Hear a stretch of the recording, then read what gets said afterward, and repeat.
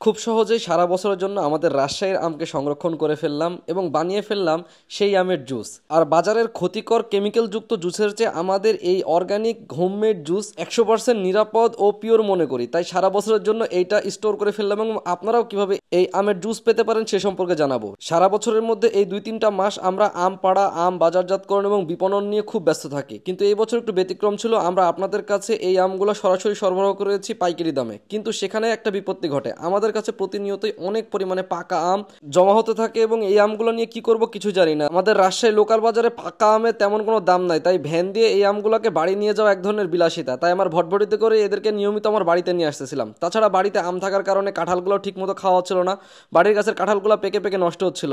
তাই মাথায় একটা বুদ্ধি আসলো যে এই আমগুলোকে নষ্ট না করে আমরা জুস করে সারা বছরের জন্য সংরক্ষণ করতে পারি। তাই এই আমগুলোকে খুব ভালোভাবে ধুয়ে নিয়ে আমরা জুস তৈরি করবো ইনশাল্লাহ। এই যে দেখতে পাচ্ছেন এই আমগুলো হচ্ছে আম্রপালি। যদিও বা এই আম্রপালি আমগুলো আমাদের লোকাল বাজারে বর্তমানে 80 থেকে 120 টাকার মধ্যে কেজি বিক্রি হচ্ছে, কিন্তু পাকা আমের দাম এর অর্ধেকও নয়। আবার পাকা আম আমরা এখানে বিক্রি করতে পারি না, কারণ ট্রান্সপোর্টে এই আমগুলো যেতে যেতে নষ্ট হয়ে যাবে, তাই কোনো পাইকার এই আমগুলো কিনে না। তাই হয় এই আমগুলো থেকে আচার বা আমটা তৈরি করতে হয় অথবা জুস তৈরি করতে হয়। আর বাজারে যে সকল জুস আমরা খাই সেই জুসে তো প্রচুর পরিমাণে কেমিক্যাল থাকে এবং ওখানে আমের রস আছে কিনা আল্লাহ মাবুদি সেটা ভালো জানে। আর ক্ষতিকর রাসায়নিকের পাশাপাশি আরেকটা বিষ যেটার নাম হচ্ছে চিনি, সেই চিনিটা দেওয়া থাকে একেবারে ভরে ভরে। এটা আমরা সবাই জানি, কিন্তু তারপরেও সেই বিষটা আমরা নিজেরা কিনে খাই, বাচ্চাদের সন্তানদেরকে আমরা এটা খাওয়াই।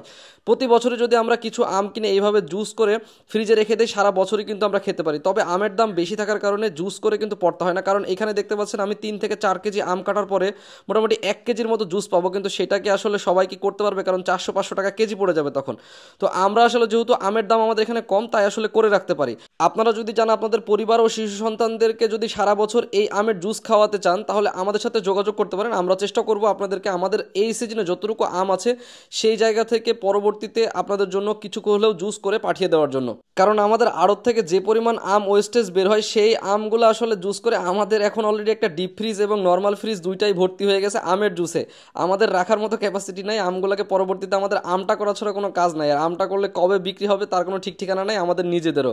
আর আমটা করার বিষয়টি আপনাদেরকে পরবর্তীতে দেখাবো। এই আমের রসটাকেই, এই অসাধারণ রসটাকে যা শুধু আমরা রোদে শুকিয়ে আমটা বানাই, আর কোনো কিছু অ্যাড করি না। অনেকে স্বাদ বাড়ানোর জন্য কিছু পরিমাণে চিনি দিয়ে গরম করে তারপর এটা রোদে শুকায়, আমরা সেটাও করি না, কারণ ওই চিনি কিনে অযথা টাকা নষ্ট করবে কে।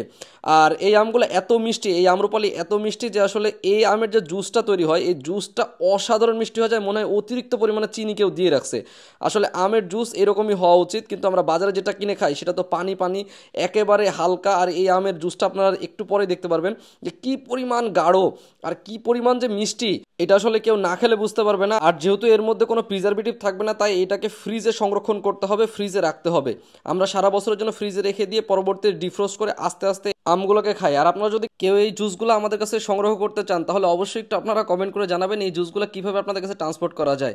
প্রথমত আগে হচ্ছে এটা ফ্রিজে আমরা জমিয়ে নিয়ে তারপরে ককশিটের বক্সে বরফ করে পাঠাবো, নাকি এই জুসটাকে হচ্ছে বরফের মধ্যে দিয়ে তারপরে হচ্ছে ককশিটের মধ্যে করে দিয়ে পাঠাবো, এটা কমেন্ট করে অবশ্যই জানাবেন। আমরা এটা এখনও নিজেরাই দ্বিধাহীন যে আসলে আগে ডিপ করতে হবে জুসটাকে, নাকি হচ্ছে জুস ডিপ না করলেও সরাসরি শুধু বরফের মধ্যে আইস দিয়েই চলে যাবে আপনাদের গন্তব্যে, এটা আমরা আসলে নিজেরাই জানি না। আর শুধু যে আমের জুস এরকম ব্যাপারটা না, আমরা কাঁঠালের জুসটা করার জন্য চেষ্টা করি এবং কাঁঠাল, একটা ছোট কাঁঠালকে আমরা কেটে এখান থেকে যে পরিমাণ জুস পেয়েছি তা দিয়ে আমরা আনস্যাটিসফাইড, কারণ কাঁঠালের জুস বের করা অনেক কষ্টসাধ্য এবং অনেক গাঢ় জুস হয়। তাই এরকম বড় একটা কাঁঠাল থেকে 1 লিটার জুস হওয়াটাই খুব কঠিন, মানে 1 কেজি জুস হওয়াটাই খুব কঠিন হয়ে যাবে। আর আমাদের এই জুসকে কিন্তু লিটারে নয় কেজিতে মাপতে হবে, এটা হলো বিষয়, কারণ এটা অনেক গাঢ়, এটা লিটারে মাপলে হবেই না কখনো।